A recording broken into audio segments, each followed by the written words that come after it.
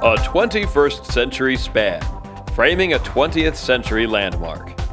Meet the Mike O'Callahan, Pat Tillman Memorial Bridge, and Hoover Dam Bypass. World-class engineering, record-setting construction. Delivered on time and on budget. The largest concrete arch bridge in the Western Hemisphere, atop the highest precast segmented columns in the world. 1,900 feet long, 88 feet wide, 900 feet above the Colorado River. Built by more than 1,200 trade craft workers and 400 engineers. Built by the men and women of the U.S. transportation design and construction industry.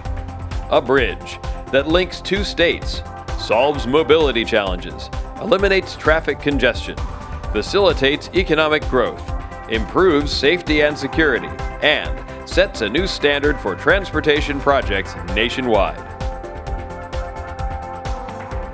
Want to see more record-setting projects like this?